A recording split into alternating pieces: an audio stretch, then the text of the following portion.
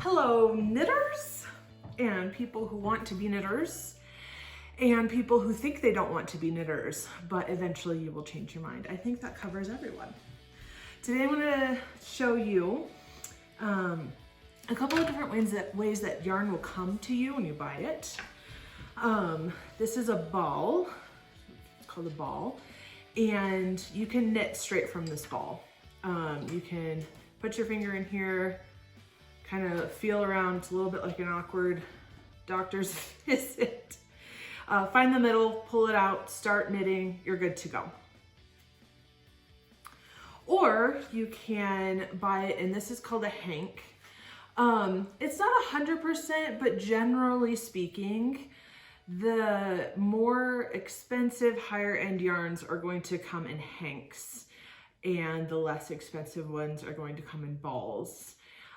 So this you cannot use as it comes to you. I mean, you could, it would not be a fun time. You would be undoing knots constantly, and who wants to do that? So how do we get this into something we can use? We use what's called a yarn winder and a swift. And if you're like, Callista, clean your table. Friends, I have. This is acrylic paint, and I don't know why I thought it was a good idea to let my son use acrylic paint on his Halloween pumpkin, which was months ago, without putting something down on the table. But, you know, raising a child, not raising, you know, perfect furniture around here.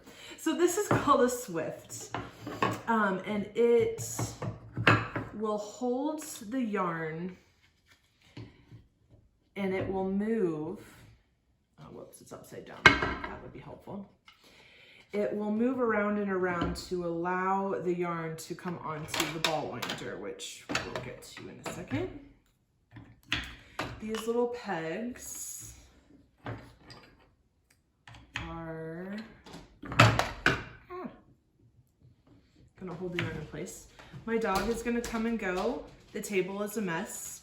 You know, we do a lot of things well around here. I'm not gonna be pretentious.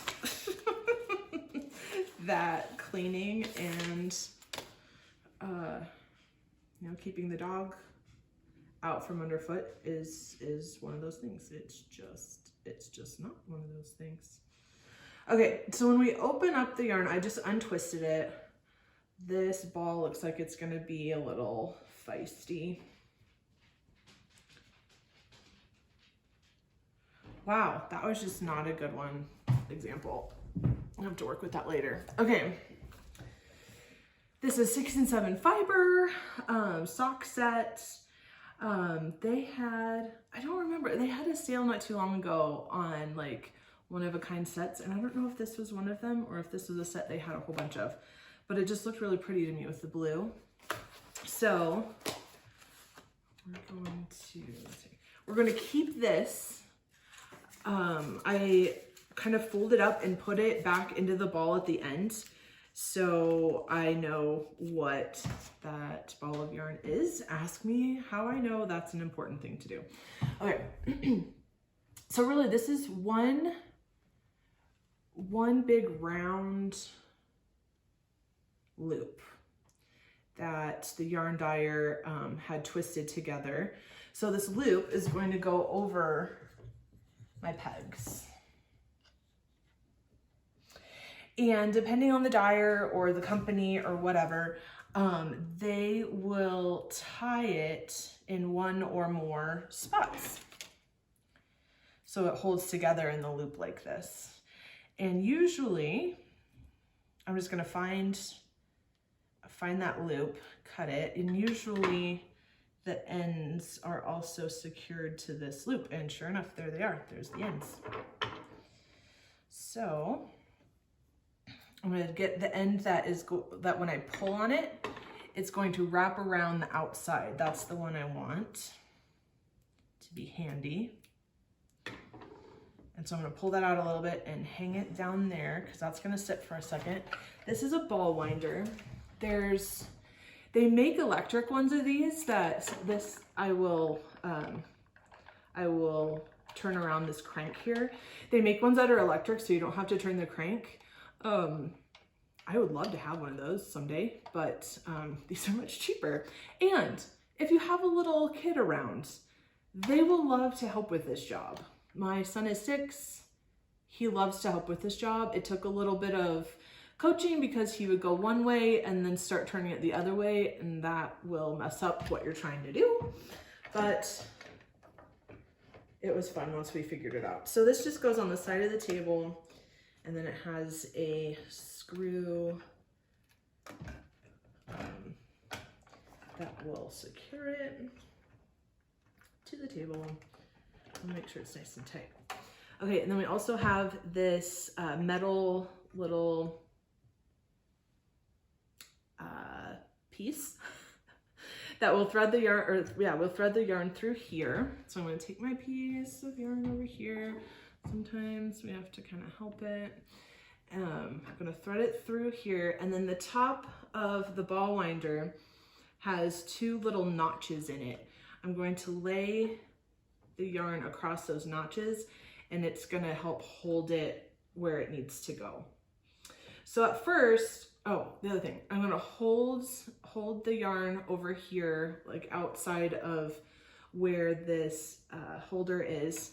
And I'm not going to hold it super tight, but I am going to put a little bit of tension on here so that it will be nice and smooth as I'm turning. So I'm turning the crank over here, and as I go, it's pulling the yarn off my Swift and onto the ball winder. You can see I've already got a nice little ball started here. Sometimes as I'm doing this process, it's going to show me on my Swift that I have twisted the whole hank, and it's gonna try to pull it from the inside and then also pull from the outside too. So I just have to twist it to be in the right position, and no big deal. Some yarns will have it all twisted around. I don't know if it has to do with the dyeing process or something. 6 and 7 fiber is really good about not having lots of twists or tangles. I guess tangles would be a better word for it. But that's just something you'll kind of learn as you try different yarns and stuff.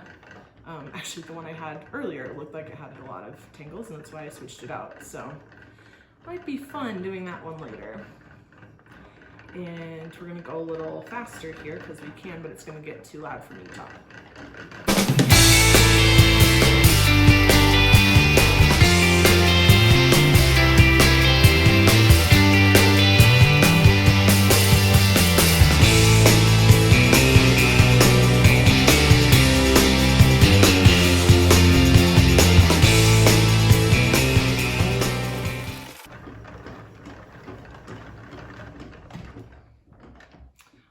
To my little end.